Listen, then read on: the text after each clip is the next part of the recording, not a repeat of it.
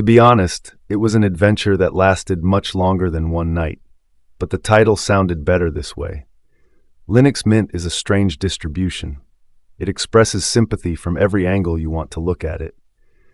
I asked myself over and over again the reason for this feeling, and I believe it lies in the honesty of the project, in the strong ability that its creator and the group behind it have to listen to the gut feelings of the average Linux user. Everything that Linux Mint has done, it has done with sense, logic, honesty, passion, and intelligence. It's the positive alter ego of Ubuntu. Let me tell you, we're talking almost about a Dr. Jekyll and Mr. Hyde, and if Ubuntu is Dr. Jekyll, Mr. Hyde is Linux Mint. I ran the beta version of this distribution for months, and the idea was to make a comparison with the major distributions of 2025. I'm talking about Debian 13, Ubuntu 25.10, Fedora 43, OpenSUSE Leap. They're all very similar projects, and apart from Ubuntu, which ranks lower but not at kilometric distances, it's really difficult to define the gap. These are mature, serious, well-defined projects.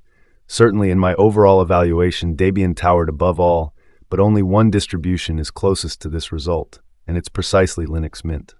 I know I talk about being anti-desktop and anti-distro, but I'm not a Taliban.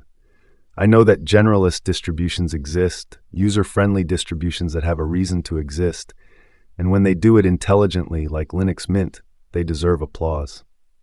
Let's start with the new features of this version called Zena. And what about the names?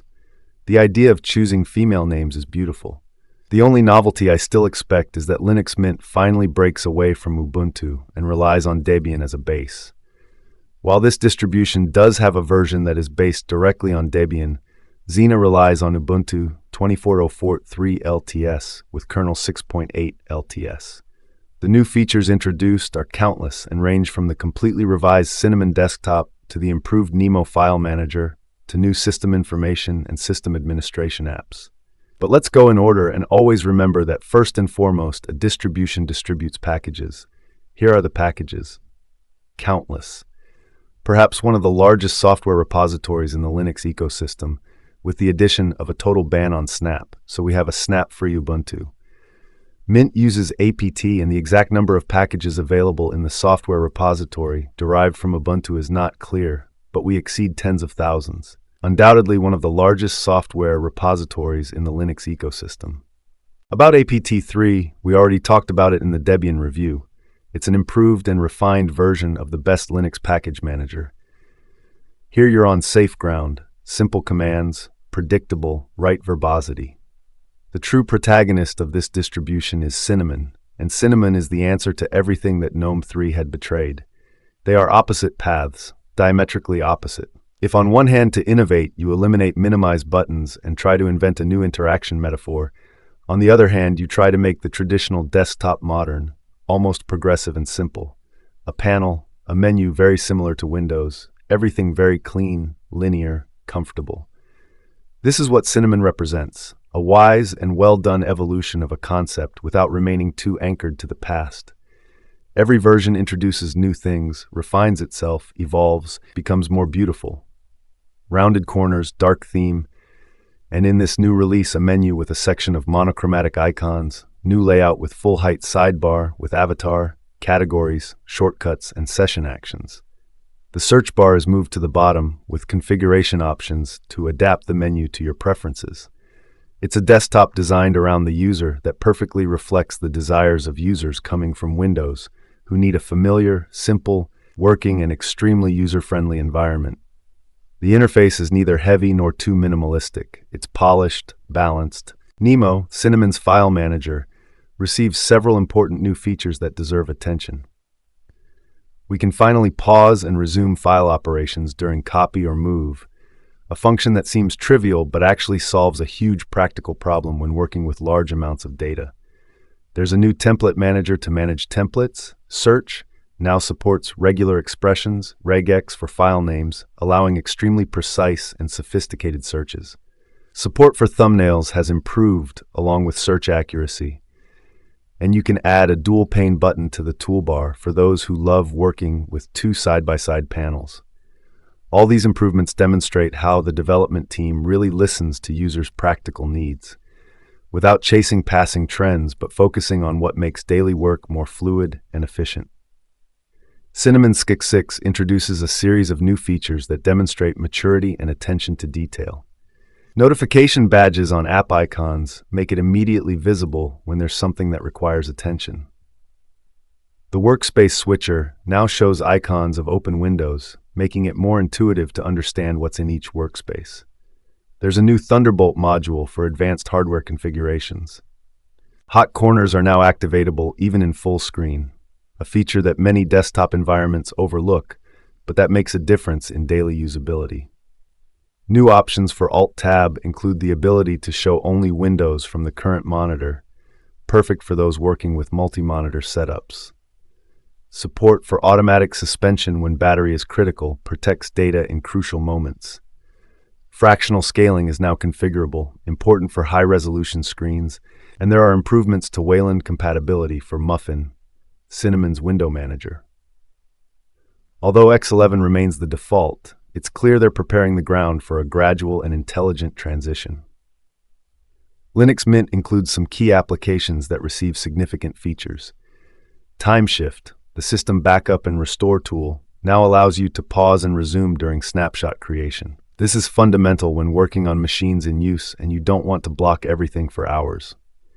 Warpinator, the tool to transfer files between computers on the local network, now supports IPv6 and, surprisingly, allows you to send text messages during transfers. It's a human touch that transforms a technical tool into something more convivial. Hypnotics, the IPTV player, automatically hides the cursor in full screen and improves the experience with the MPV player. Captain finally can install multiple packages from apt URLs separated by commas, simplifying batch software installation. The distribution behaves excellently. Although it showed some bugs, it was still a beta version. Linux Mint overall is a very solid distribution based on an LTS version of Ubuntu. You install everything, you find everything, even more. It has a suite of pre-installed programs that aim precisely to make life easier for users who are not comfortable using the command line. Driver management is excellent. What can I say? I don't think this is a real review. Let's say it's an overview, exactly, just one night, even though the time was much longer. This version perfectly reflects Linux Mint's development philosophy: progression in tradition. No stagnation on old concepts, but continuous work of improvements, refinement, additions, evolution. And this makes Linux Mint and Cinnamon one of the most important and fantastic environments in the entire Linux ecosystem. It's a distribution oriented to the common user who doesn't want to use the terminal, who is approaching our world for the first time, and doesn't want to do it using Slackware with an extreme impact like the one I propose, but through a project that introduces them in a friendly and painless way to our world. Well, I believe there's no one better than Linux Mint, and the numbers prove it. It's a distribution appreciated and respected by everyone, organized on a community basis, but guided by its creator, Lefebvre. It's not based on companies but on user donations, and it does so honestly by publishing monthly reports, not only financial, but also on the technical strategies that the distribution must face or plan. This transparency is rare, precious, and once again demonstrates the honesty that permeates every aspect of the project. Linux Mint 22 Zena doesn't seek to revolutionize anything, but perfects everything. In a world of desktop environments chasing ever-new paradigms, Cinnamon remains firmly anchored to what works, constantly improving it with intelligence and pragmatism. It's a distribution that respects the user, that doesn't impose traumatic changes, that listens instead of dictating. If Ubuntu in recent years has lost some of that magic that made it the distribution par excellence for the Linux desktop, Linux Mint picks up its best legacy and carries it forward with dignity and competence. It's not the coolest distribution, it's not the one that makes the most noise at tech conferences, but it's the one that works, period. And in an ecosystem often fragmented and chaotic like Linux, this fundamental honesty is worth gold. In the end, this was exactly the Linux for human beings we were all waiting for. And that's precisely what Linux Mint represents: a human distribution, a humanized Linux, simpler, humbler, more understandable, but without betrayal. See you in the next video, and may Linux be with you.